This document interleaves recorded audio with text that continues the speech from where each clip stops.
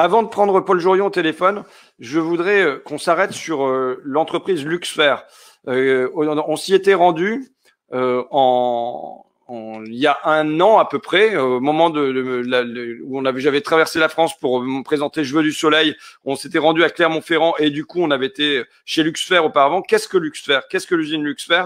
Luxfer fabriquait des bouteilles qui pouvaient contenir notamment de l'oxygène, qui était utile pour les pompiers, qui était utile pour les hôpitaux. Et je crois, on verra avec le délégué syndical, avec Axel, mais je crois que c'est depuis les années 40 que c'était fabriqué à côté de Clermont-Ferrand. Et là, c'était racheté par un fonds de pension anglais qui a décidé de liquider ça. On ne sait pas où est-ce que ça sera produit. Et la nouveauté, c'est que les ouvriers ont décidé de continuer à occuper l'usine, comme je l'ai vu malheureusement dans plein de boîtes chez moi dans la Somme, qui était une démarche relativement désespérée. Et là, la crise du coronavirus intervient avec un changement de discours à 180 degrés de la part du gouvernement qui fait que vous espérez, c'est bien ça Axel, entrer dans la brèche et que ça change la donne, notamment sur le terrain de la souveraineté, au moins là, puisque c'est lié au secteur médical, que ça change la donne et que ça vous permette que la production reste en France. Le son est coupé, son micro est coupé. Ah oui. Attends, tu peux recommencer Axel parce que ton micro était coupé. Ouais. Là, vous m'entendez? Ouais. Ok. Ouais, on espère la nationalisation. Être renationalisé parce qu'on était on avait déjà été nationalisé de 88 à 95 quand on était péchiné.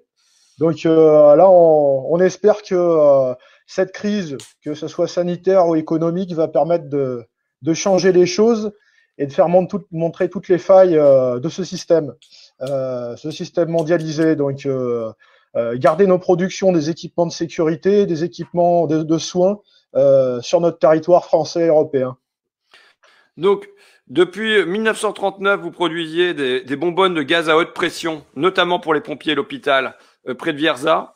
Il y a eu, pour des raisons financières, on a décidé de plus produire là. On ne sait pas bien où est-ce que ça sera produit, ces bonbonnes-là. Et vous êtes allé voir le ministre de l'économie, enfin, ça s'appelle la reconquête industrielle. Je dis moins on agit et plus on a des grands mots pour ça. Et ils vous ont dit, la réponse vous a été à l'époque, quand vous êtes allé voir ce ministère, des actionnaires qui détruisent une entreprise, c'est comme un enfant qui casse son jouet. Il faut les laisser faire. Ça s'appelle le libéralisme. C'est bien ça qu'on vous a répondu. Donc, on laisse faire. Ouais, tout à fait.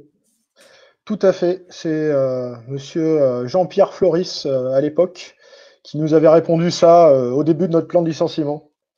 Et c'est à peu près ce qui s'est passé. Et là, du coup, vous faites partie des salariés qui occupent l'usine? Alors, nous, on a dû libérer l'usine vendredi pour respecter le confinement.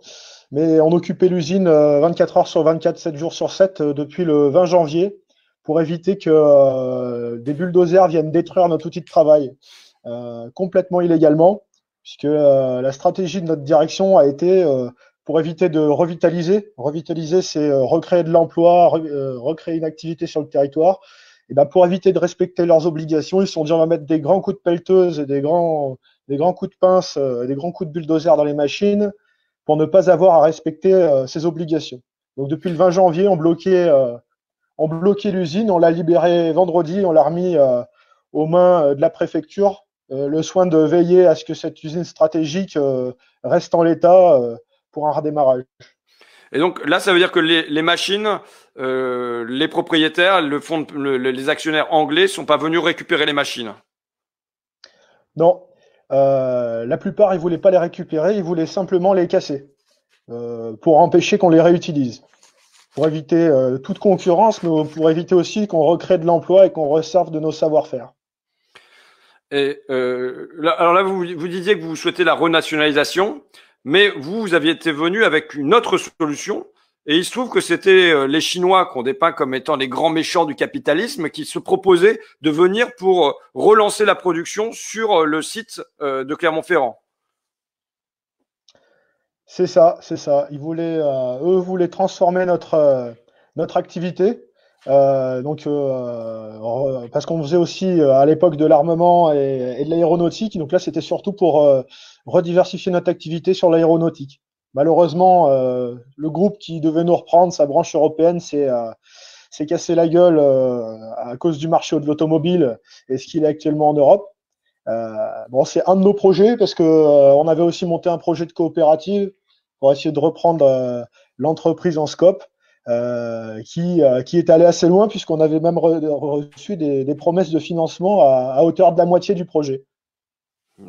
Et là, vous avez eu un début de réponse. Nous, on avait posé une question écrite au ministère de l'économie.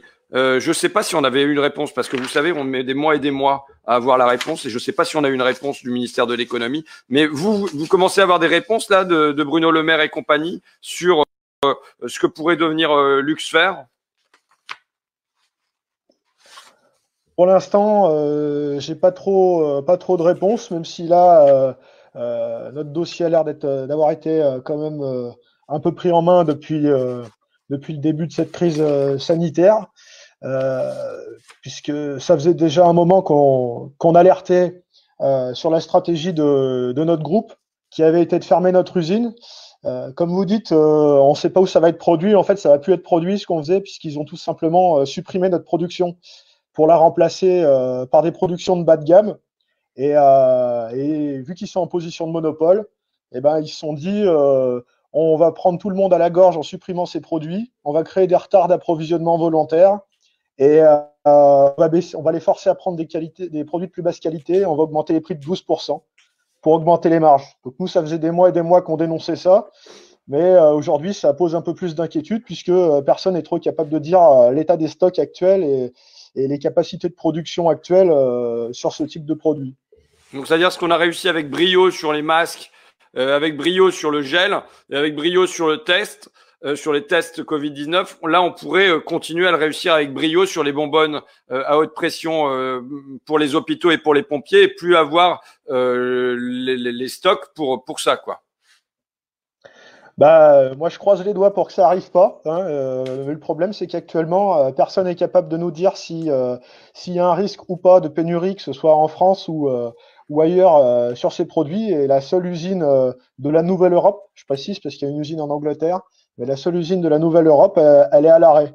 Donc, c'est assez inquiétant quand personne n'est capable de nous donner, de pouvoir prévoir ce qui va se passer sur ces produits qui sont quand même d'utilité en ce moment. Ok. Bon, on continuera. Tu sais que de toute façon, on avait continué à suivre. Malheureusement, tu sais, le désastre de la politique industrielle et en fait de la non-politique industrielle depuis 30 ans, je le vois en première ligne dans mon coin, dans la Somme.